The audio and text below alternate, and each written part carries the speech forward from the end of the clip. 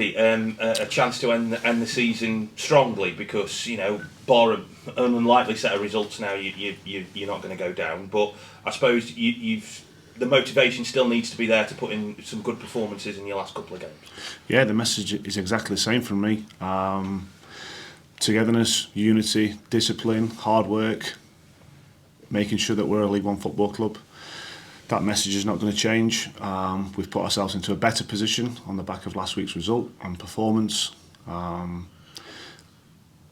we're in charge now of the next game, the next performance against the Charlton team, whose results have been inconsistent of late, but have got real good individuals within their team framework. And we've done some work on them, as obviously we normally do. So it's a game we're looking forward to.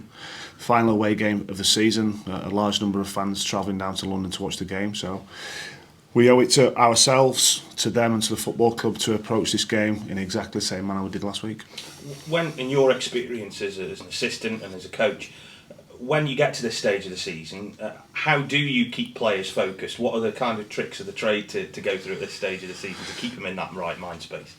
I said to him before we played Ipswich that I shouldn't be their motivation.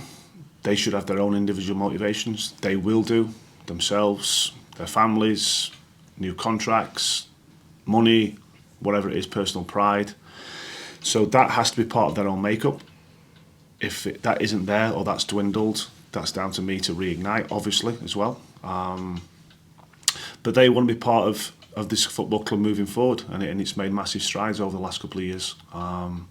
And they've got to keep proving time and time again that they want to be part of the future of this football club and its continued growth.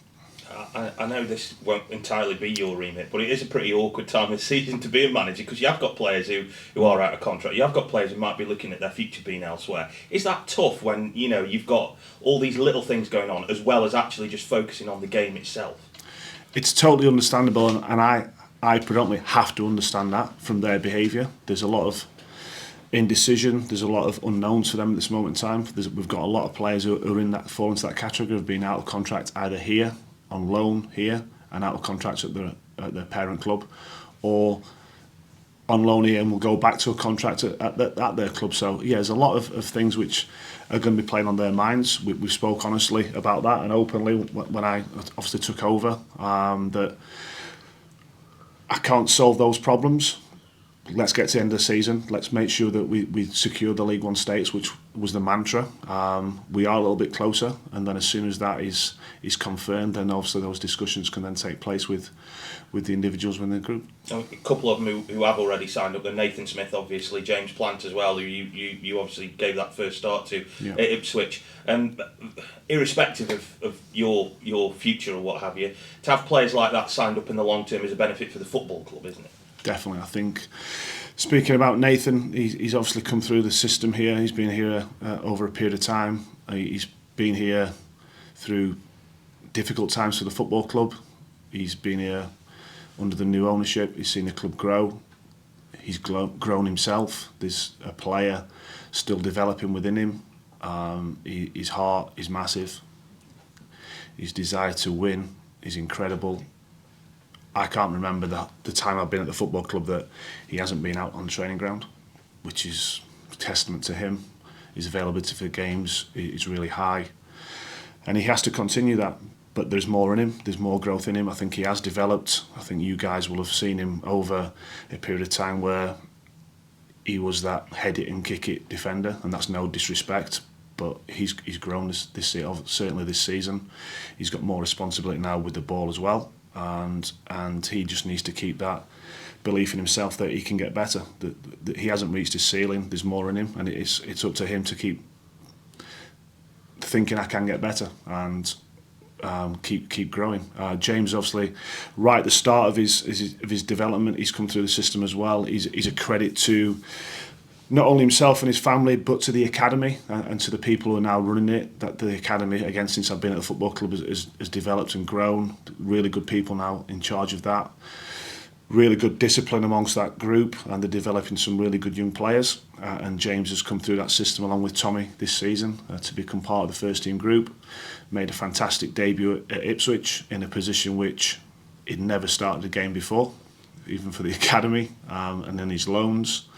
But he's got the attributes required to fill a number of positions within our team framework.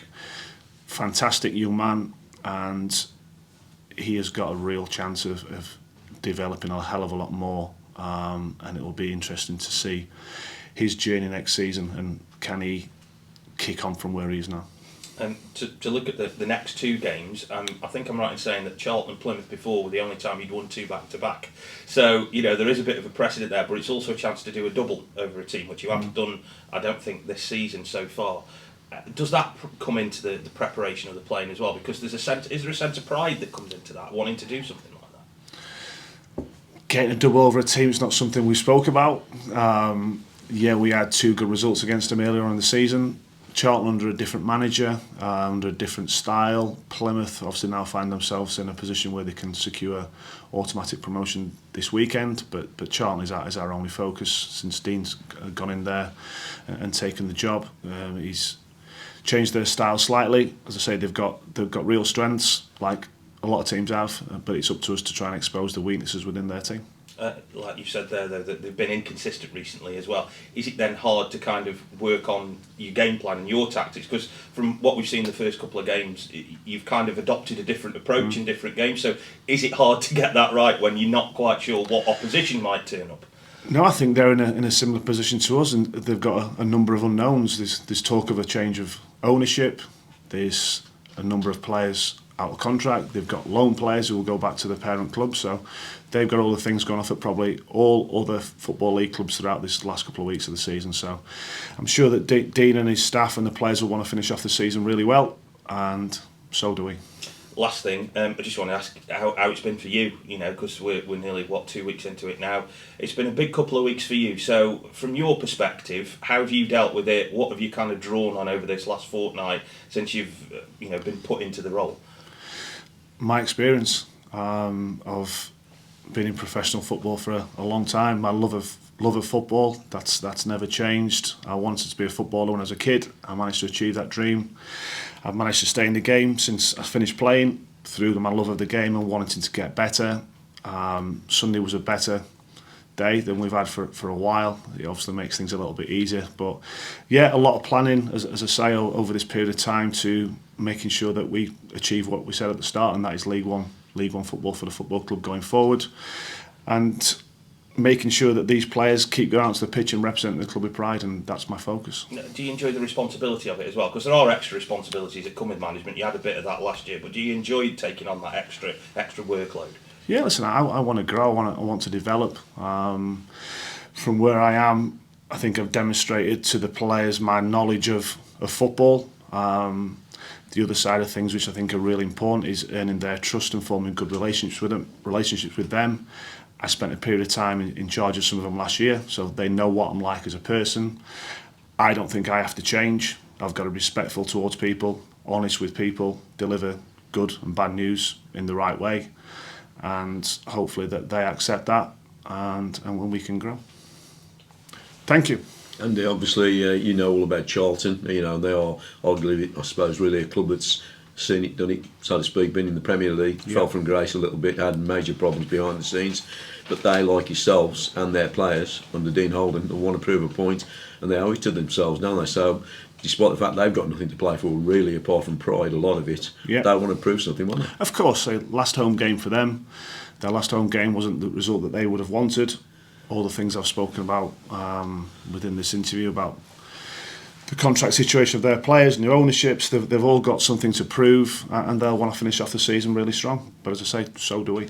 And that's what it's all about. It's all about you. I know you can't just do that, but that's what it is all about, you, the way you go into this game. And as you said, you want to finish on a high and go into the final game of the season here.